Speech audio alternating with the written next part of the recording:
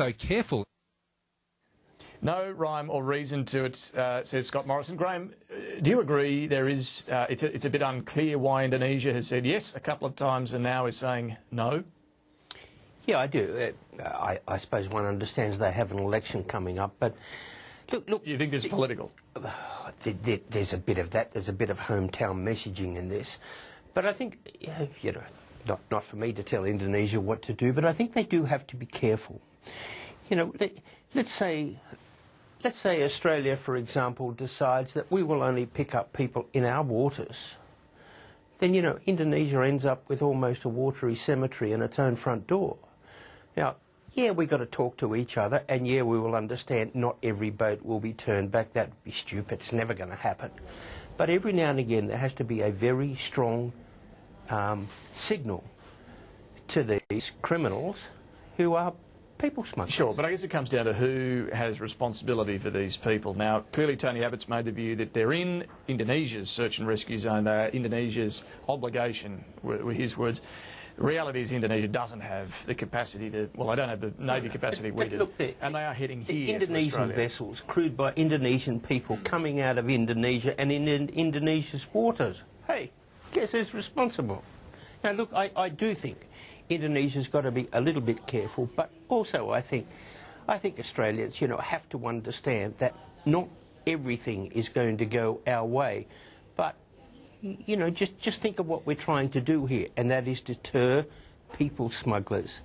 And things are slowing. You could argue as to, you know, why is that, but it is slowing, and that's good. Well, Indonesian MPs, Bruce Hawker, to you, do argue that you know, it's Australia that is the magnet. That's what's attracting them through their country. They don't want these people there either. But they're coming here to Australia for reasons we well know.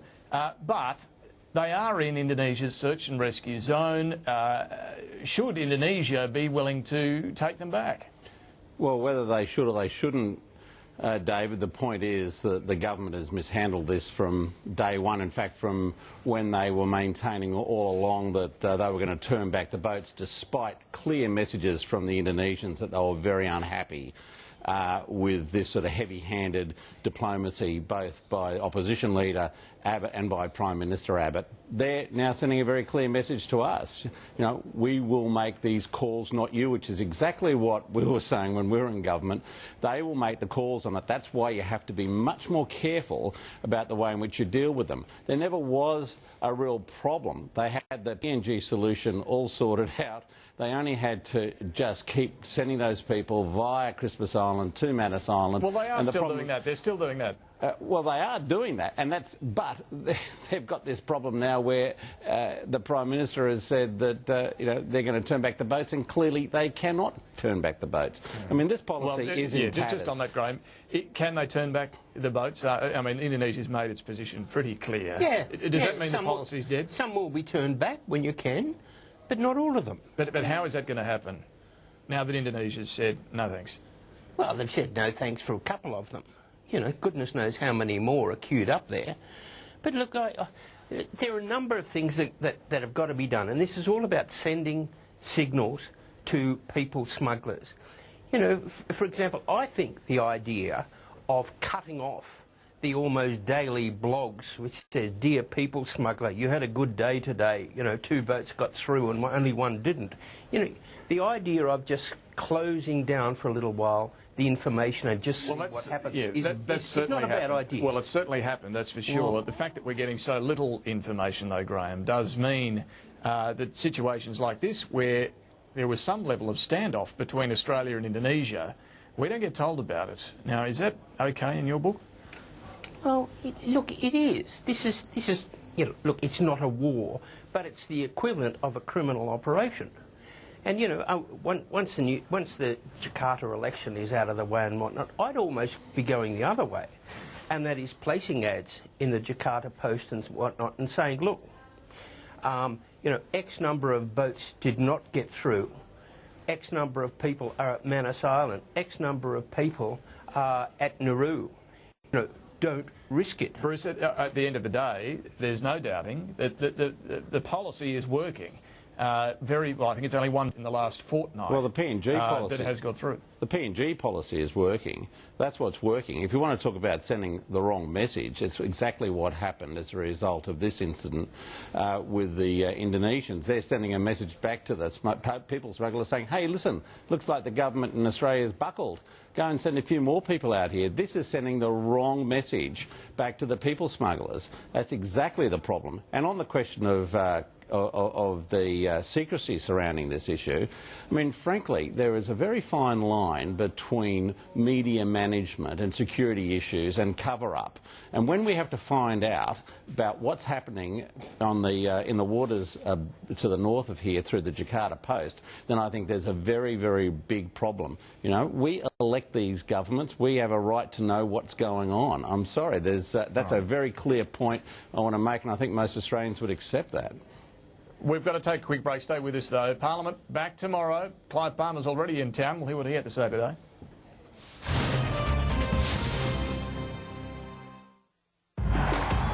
At NAB, we lend more to Australian business than any other bank. Our competition, however, just dropped the ball. More give, less take. Why? Hey, Dave. Man, I hate it when you just appear like that. A trillion pardons, Dave. What's up? This car insurance renewal, that's what's up. Well, I switched to Budget Direct. Got a 10% online discount and saved hundreds of your Earth dollars. Really? Customers told us they saved on average $244 when they switched to Budget Direct's award-winning car insurance. Get smart. Get direct. Budget Direct. Dave! Smarter deal. Think about this. The all-new Trax, Holden's new small SUV, comes with a reverse camera with rear park assist and built-in apps like Pandora, putting over 1 million songs at your fingertips. There's Siri Eyes-free technology. What would you like the email to say? Plus Bringo navigation to help you find your way. Uncover new Trax from just $24,990 drive away. And for a limited time, you also get a $1,000 gift card. Think Holden. The best for our children. With a rich source of 16 vitamins and minerals, new S26 Gold Junior helps support their healthy growth and development, because their next step is a leap. Stop! Crispella time! Come on! Crispello! That's what I'm talking about! New Cadbury Crispello. Delicious light little pillows, full chocolate flavour. At Hungry Jack's, we've turned your Coke into a frozen Coke with any starter meal. That's a cheeseburger, fries, sundae and a frozen Coke for just $4.95. The burgers are better at Hungry Jack's. Imagine if tomorrow your skin looked younger than it does today. Now it can with a Lucent Anti-Aging Night Moisturiser. It contains a combination of AHAs, which are scientifically proven to speed up exfoliation and visibly rejuvenate your skin. 9 out of 10 women saw change to skin texture and smoothness. And it's only $32.99 at Chemist Warehouse. Live, look, feel fabulous every day at Chemist Warehouse. Can't find what you need in that overstuffed, outdated wallet? Now there's a Luma wallet, the lightweight aluminium wallet that's indestructible. You'll be amazed at how much it holds. The easy touch latch allows for quick access, and its accordion design makes getting your cards out easy. And its compact size fits into any pocket or purse. Best of all, it protects your card's magnetic strips from damage and keeps cards with RFID chips safe by blocking their signals from scanners, protecting you from identity theft. Now available at Big W.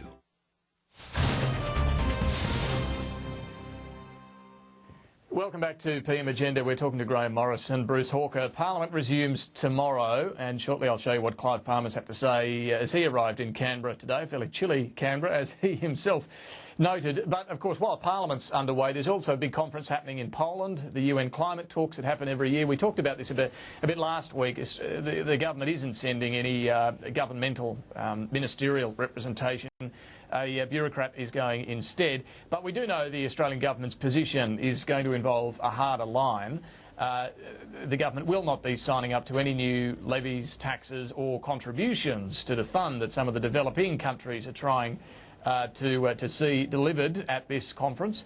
Tony Abbott, the Prime Minister, talked a bit about this morning, and look, he again used this line that he doesn't want to see socialism masquerading as environmentalism here. Have a look. Scaling back our commitments, and as you and your listeners also know, Alan, we don't believe that carbon taxes, whether they're floating taxes or fixed taxes, are the way forward. So, Graham Morris, Australia isn't going to offer any more money, and as far as signing up to any international agreement, only if all major developed economies do so. Quite right. Quite right. And that is what should happen. Be blinking hypocritical to say, hey, fellas, yeah, we're with you.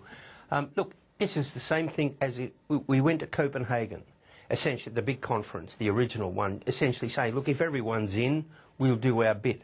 And nobody was in. And you know, the follow-up one in Rio, we sent 52 blinking people, 9 from the Prime Minister's office and the former government. And what happened in Rio? You remember? Nothing. No, nobody members. And sending Dr. Lee, who's our climate change bureaucrat, that seems appropriate to me. But you know, it should be no secret to anyone that we are not in this sort of airy-fairy land where we send good Australian money to other people to sort out a problem.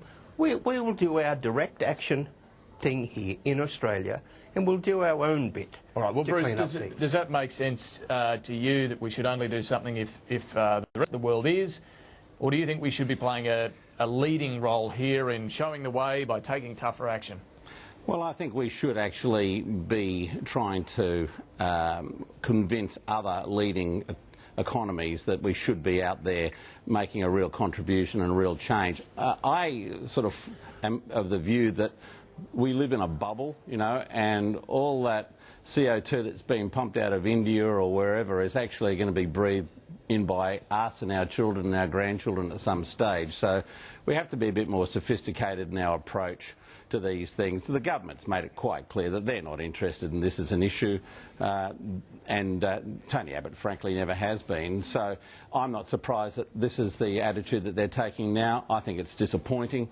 I think we really do need to be doing things with the rest of the world, and that means lending a hand to those developing countries which haven't enjoyed great growth over the last 200 years, and now just catching up, and we're saying, hang on. So we should be offering them more money?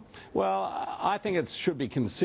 Yeah, I do. That's probably a very unfashionable view to take, but once again, it should be done in concert, though, with the major economies, because you know, we do provide aid and you know, to the rest of the to developing countries, and this would be a form of aid, but it would come back to us in a form that, in a way that helps us a heck of a lot, because you know, so much of the CO2 and pollution is coming out of those countries.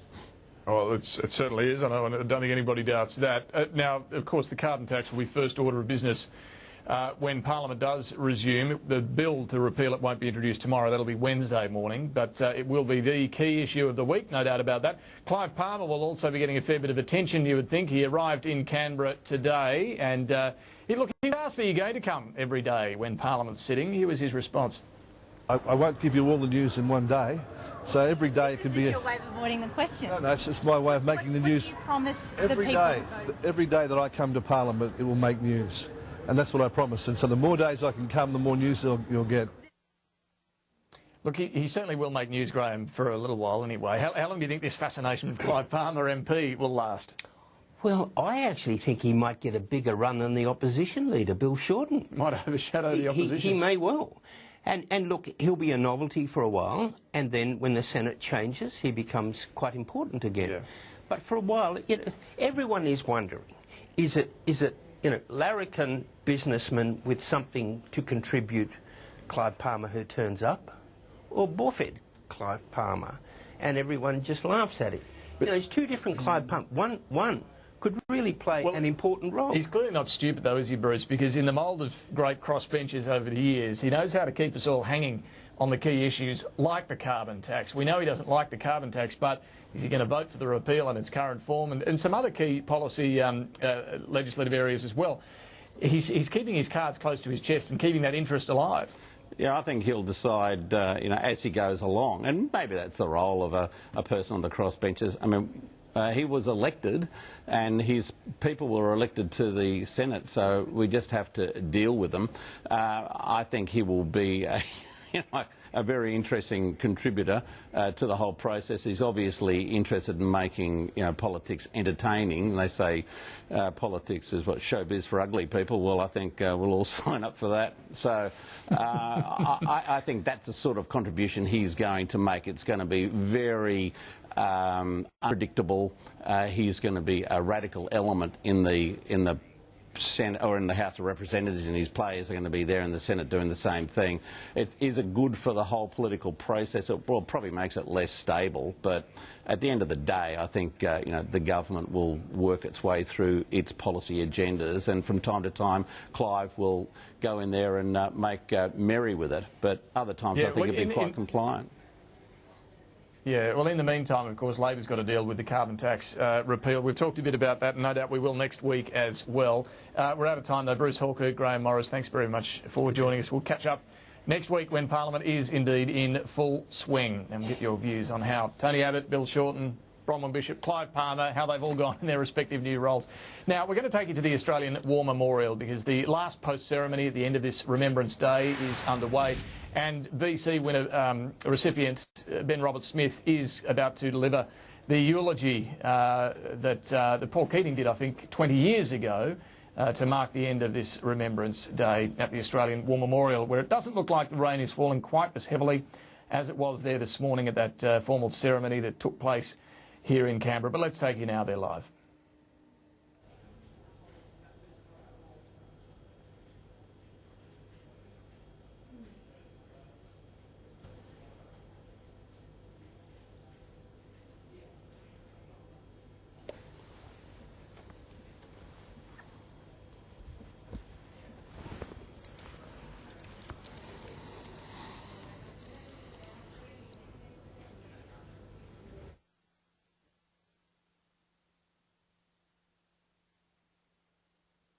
Memorial's last post ceremony.